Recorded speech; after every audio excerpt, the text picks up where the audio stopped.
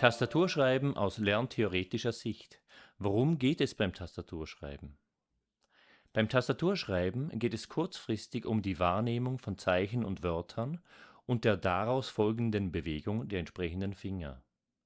Wird dies einige Zeit lang geübt, ergibt sich eine Automatisierung der notwendigen Bewegungsabläufe und man kann blind schreiben. Eine Frage: Für den Fall, dass Sie selbst blindes Tastaturschreiben beherrschen.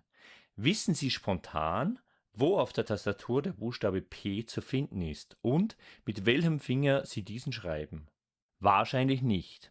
Erst wenn Sie an P denken und Ihr motorisches Gedächtnis den entsprechenden Finger bewegen will, können Sie sich das bewusst machen und wissen, wo der Buchstabe P zu finden ist. Daran sehen Sie, dass die Automatisierung geklappt hat, die Bewegung funktioniert unbewusst. Erst wenn man die Tasten auf der Tastatur blind findet und damit Texte schreiben kann, sollte man langsam das Tempo steigern. Dies sollte aber nicht auf Kosten der Fehlerhäufigkeit gehen. Worum geht es nicht beim Unterricht von Tastaturschreiben?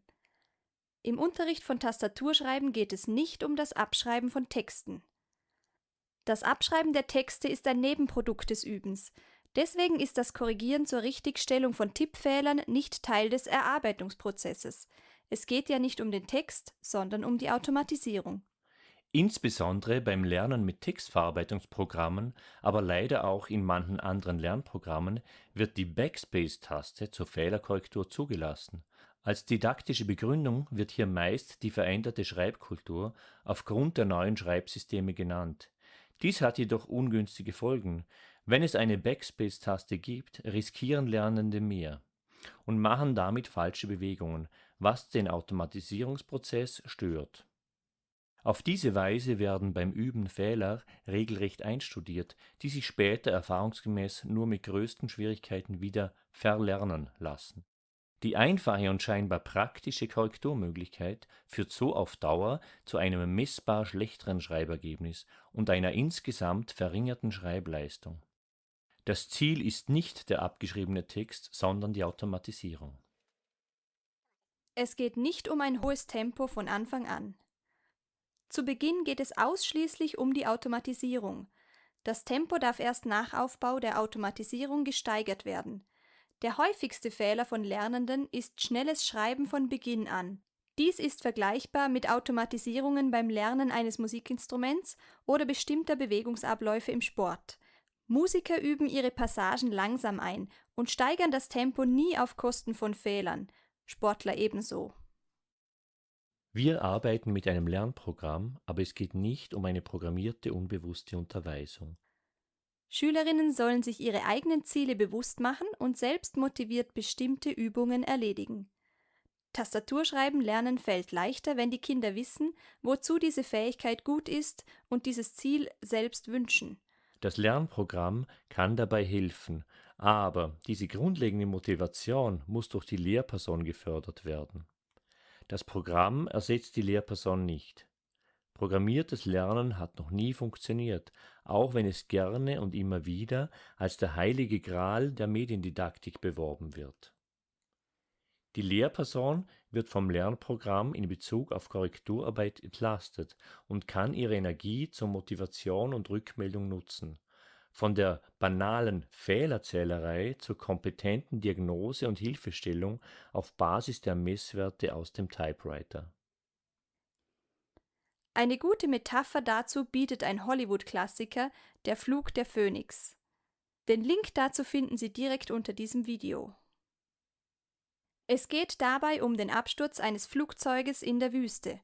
Die Situation ist hoffnungslos, bis ein Flugzeugingenieur, welcher sich unter den Passagieren befand, den Bau eines neuen Flugzeuges aus den Schrottteilen vorschlägt. Gesagt, getan. Doch am Tag vor dem Flugversuch stellt sich heraus, dass der Flugzeugingenieur lediglich Modellflugzeugingenieur ist. Er erklärt darauf in der deutschen Übersetzung: Ein Modellflugzeug steuert sich allein. Es hat keinen Piloten, der das Flugzeug trimmt. Aus dem Grunde schon muss ein Modellflugzeug viel leistungsfähiger und stabiler sein, als das, was Sie belieben, ein richtiges Flugzeug zu nennen. Ähnlich verhält es sich mit einem Lernprogramm, welches automatisch funktionieren soll im Verhältnis zu Unterricht mit Lehrpersonen. Schüler und Schülerinnen sind keine Laborratten. Sie reflektieren ihre Lerntätigkeit, sie sind unterschiedlich motiviert, müde oder aufnahmefähig. Wir als Lehrpersonen merken das. Wir werfen einen Blick in die Klasse und sehen, ob die Kinder noch bei der Sache sind. Wir bemerken geweitete Pupillen, aufmerksame Sitzhaltung ebenso wie Ermüdung oder Ablenkung.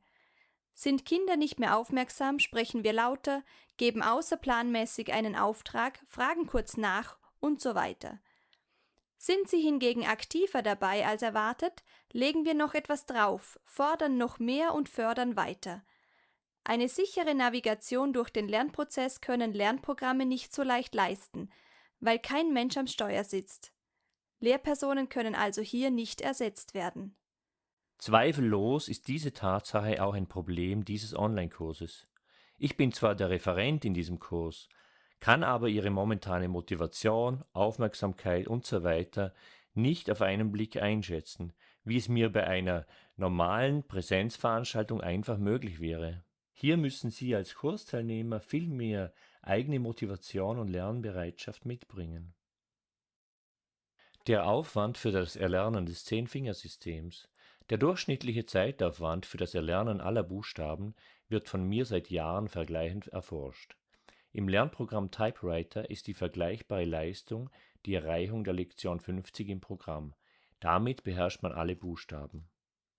Dabei zeigte sich in der öffentlichen Version von Typewriter, dass Kinder im Alter von 8 bis 10 Jahren durchschnittlich 10 Stunden benötigen, um die Lektion 50 zu erreichen.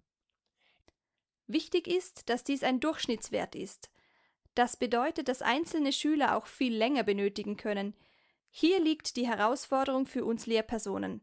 Besonders die schwächeren Schüler müssen immer wieder auf die richtige Vorgehensweise beim Lernen hingewiesen werden.